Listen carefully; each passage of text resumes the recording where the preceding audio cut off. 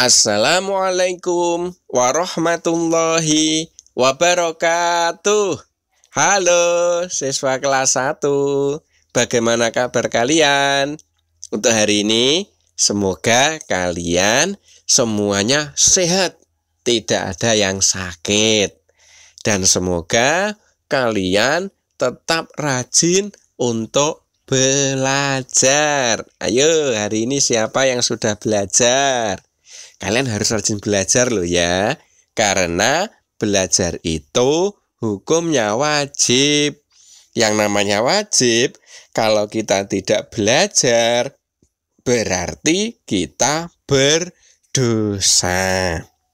Nah, untuk pelajaran PAI untuk minggu ini, kita melanjutkan pelajaran yang kemarin, yaitu cinta Nabi dan Rasul. Kalian masih ingat minggu kemarin kita membahas Nabi siapa? Betul, yaitu membahas Nabi Adam. Nabi Adam itu merupakan manusia yang pertama. Ya tak kemarin? Iya. Untuk kali ini kita akan membahas teladan Nabi Nuh. Siapa Nabi? Nabi Nuh. Jadi Nabi Nuh itu ceritanya bagaimana? Ya nanti akan kita ceritakan. Makanya siap-siap untuk menyimak cerita. Sudah siap ya? Oke. Nah, sekarang untuk menambah semangat kita untuk mempelajari pelajaran para nabi, utamanya Nabi Nuh, ayo kita menyanyi dulu. Siapa yang mau menyanyi? Ya, nyanyinya apa? Menyanyi lagunya Sifat Rasul. Ini menggunakan lagu sholawat dari Wali Band. Kalian bisa yang itu. Sholatullah salamullah ala toha rasulillah. Sholatullah salamullah ala yasin habibillah. Yang seperti itu. Tapi nanti menggunakan lagu yang ini tulisannya. Oke ya, kita nyanyi bersama-sama. 1, 2, 3. Ayo kawan, coba jawab. Sifat Rasul ada berapa? Ada 4 itu jumlahnya. Marilah kita sebutkan. Sifat sidik artinya benar. Amanah dapat dipercaya. Sifat tabligh menyampaikan. Fatonah cerdas artinya.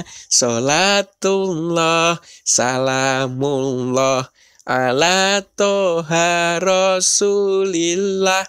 Sholatullah salamullah ala yasin habibillah. Nah, itu kalau diteruskan seperti itu.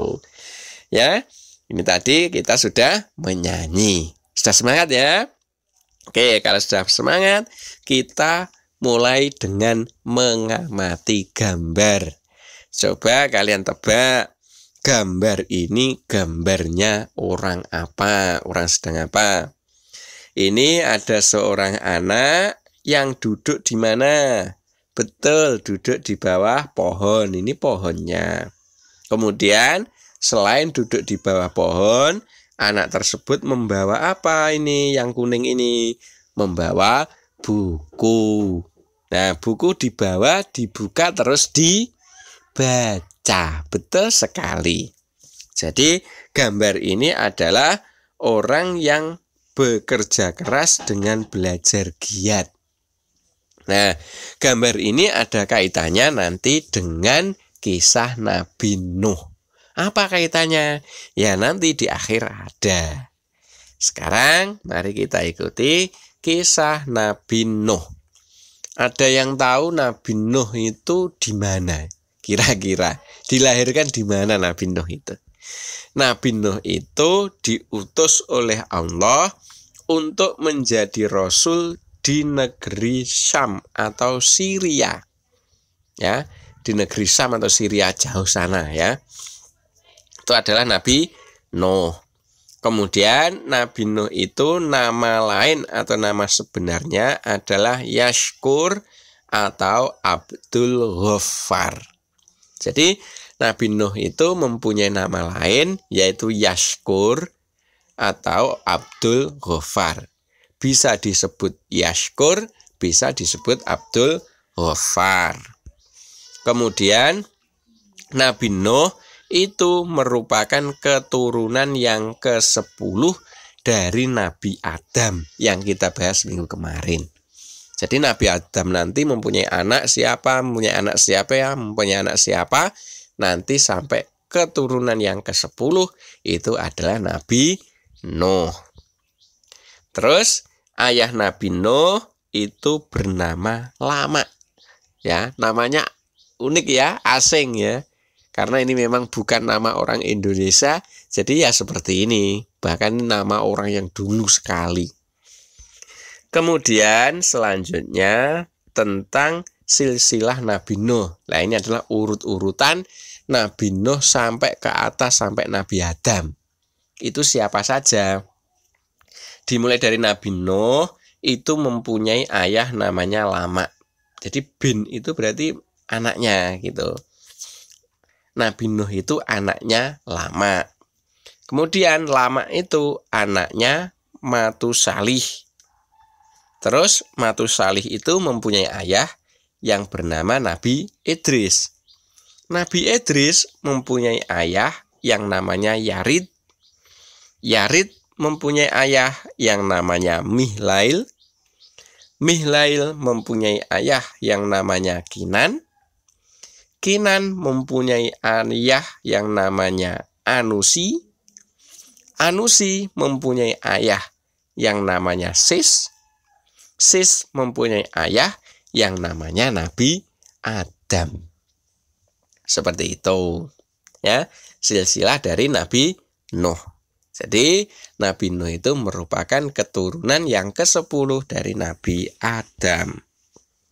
Selanjutnya Nabi Nuh itu mempunyai 4 putra. Ya, putra Nabi Nuh itu ada 4. Siapa saja? Namanya Sam, terus Ham, terus Yafits, dan Kan'an. Dari keempat nama anak Nabi Nuh ini, kalian ada yang kenal mungkin? Ya, masih asing ya? Ya, enggak apa-apa. Kemudian selanjutnya, yaitu tentang dakwah Nabi Nuh. Jadi Nabi Nuh itu merupakan nabi dan rasul yang diutus oleh Allah untuk menyeru kepada kaumnya. Lah, kaumnya Nabi Nuh itu adalah kaum yang menyembah berhala. Kalian tahu berhala itu apa? Belum tahu. Berhala itu adalah segala sesuatu yang disembah selain Allah. Jadi orang zaman kaumnya Nabi Nuh itu yang disembah itu bukan Allah, tapi yang disembah itu berhala. Ya, contoh berhala itu misalnya menyembah batu. Batu itu termasuk berhala kalau disembah. Kemudian menyembah pohon. Nah, itu juga berhala. Pada zamannya kaumnya Nabi Nuh yang disembah seperti itu, batu, pohon, seperti itu dan lain-lain. Kemudian nama berhala-berhala yang disembah oleh kaum Nabi Nuh. Jadi berhalanya kaum Nabi Nuh itu mempunyai nama. Ada namanya, ada Suwa, ada Yauk, ada Nasr, ada Yahud, dan lain-lain. Ini adalah berhala yang disembah oleh kaumnya Nabi Nuh. Kemudian selanjutnya Nabi Nuh itu menyeru kepada kaumnya yang menyembah berhala tadi agar meninggalkan berhala dan agar yang disembah itu adalah Allah. Jadi tugasnya Nabi Nuh adalah menyeru, mengajak kepada orang-orang penyembah berhala tadi untuk meninggalkan berhala, kemudian yang disembah ganti Allah. Karena memang yang harus disembah itu harus Allah, tidak boleh menyembah selain Allah. Nah, alasannya adalah Karena menyembah berhala itu merupakan perbuatan syirik. Syirik itu menyekutukan Allah. Nah, itu tidak boleh. Ya. Orang yang berbuat syirik nanti akan masuk neraka selama-lamanya. Makanya kita itu tidak boleh berbuat syirik. Ya, agar kita tidak masuk neraka. Nah, agar kita tidak berbuat syirik, maka yang kita sembah hanyalah satu, yaitu Allah. Itu yang harus kita sembah. Tidak boleh kita menyembah yang lain. Yang kita sembah hanyalah Allah. Oke, paham ya? Kita lanjutkan. Yaitu ketika Nabi Nuh itu berdakwah mengajak untuk menyembah Allah, tapi kaumnya Nabi Nuh itu menolak. Jadi dakwahnya Nabi Nuh itu ditolak oleh kaumnya sendiri itu.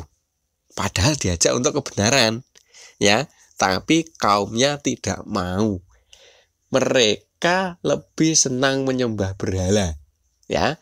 Mereka tidak mau mengikuti ajakan Nabi Nuh untuk menyembah Allah. Meskipun demikian, Nabi Nuh itu tetap berdakwah tanpa mengenal lelah. Jadi meskipun dakwah Nabi Nuh itu ditolak mentah-mentah oleh kaumnya, tapi Nabi Nuh tidak putus asa. Nabi Nuh tetap berdakwah. Meskipun yang mengikuti dakwahnya itu hanya sedikit sekali, banyak sekali yang menolak. Nabi Nuh tetap gigih, tetap bekerja keras untuk berdakwah. Kemudian cara dakwahnya Nabi Nuh itu banyak sekali, ya, bermacam-macam strategi yang dilakukan Nabi Nuh agar kaumnya itu mau beriman kepada Allah. Strateginya apa saja? Cara dakwahnya apa saja? Di antaranya yaitu dakwah dengan lemah lembut. Dakwah dengan lemah lembut itu dakwahnya ya dengan menasehati gitu, tidak dengan kekerasan. Kemudian ada juga dakwah dengan sembunyi-sembunyi. Ya, siapa tahu orang yang ingin beriman kepada Allah itu malu kalau harus secara terang-terangan. Akhirnya didakwahi secara sembunyi-sembunyi. Kemudian dakwahnya juga ada yang terang-terangan. Mungkin yang tidak malu dengan secara terang-terangan, maka dakwahnya dengan terang-terangan. Baik itu di waktu siang maupun di waktu malam. Nabi Nuh tetap berdakwah untuk mengajak umatnya beriman kepada Allah. Terus bagaimana hasilnya dari dakwah yang bermacam-macam strategi itu tadi, bermacam-macam cara itu tadi? Sebagian itu ada yang beriman, tapi sebagian besar itu tetap ingkar dan tidak mau beriman kepada Allah. Jadi setelah didakwahi Nabi Nuh dengan bermacam-macam cara tadi, hanya sedikit yang mau beriman. Sebagian besarnya lagi tetap keras kepala, tidak mau beriman kepada Allah, tidak mau mengikuti dakwah dari Nabi Nuh. Nah, kemudian apa yang dilakukan Nabi Nuh? Nah, Nabi Nuh itu berdakwahnya sangat lama sekali. Selama 950 tahun Nabi Nuh itu berdakwah. Bayangkan saja, kalian kira-kira umurnya berapa? Mungkin masih 7 tahun ya. Masih 7 tahun seusia kalian tuh. Tapi Nabi Nuh itu dalam berdakwah 950 tahun. Ya, orang dulu itu usianya lama-lama sekali. Ya, contohnya Nabi Nuh ini dakwahnya saja 950 tahun. Kita bisa membayangkan dakwahnya sangat lama sekali. Tapi meskipun lama berdakwah, pengikutnya hanya sedikit saja. Ya, banyak sekali para kaumnya Nabi Nuh itu menolak ajakan atau menolak dakwah Nabi Nuh. Nih, yang ingkar bertambah banyak. Kenapa kok bertambah banyak? Dikarenakan kaumnya Nabi Nuh itu nanti kan punya anak, anaknya juga ingkar lagi, punya anak lagi, ingkar lagi. Akhirnya bertambah banyak yang ingkar. Yang beriman ya hanya itu-itu saja. Kemudian Nabi Nuh meskipun demikian tetap sabar dan tidak putus asa. Jadi meskipun yang mengikuti dakwah Nabi Nuh itu hanya sedikit, Nabi Nuh tidak putus asa. Nabi Nuh tetap bersabar, tetap berdakwah terus. Hingga suatu ketika turun wahyu dari Allah yang memberitahukan bahwa orang yang beriman yang mau mengikuti dakwah Nabi Nuh itu tidak akan bertambah. Itu. Maka Nabi Nuh pun berdoa. Jadi setelah mengetahui bahwa orang-orang yang beriman itu tidak akan bertambah, Nabi Nuh memohon kepada Allah agar orang-orang yang tidak mau beriman itu dihancurkan saja. Alasannya agar nanti tidak melahirkan anak-anak yang kafir, anak-anak yang tidak mau beriman.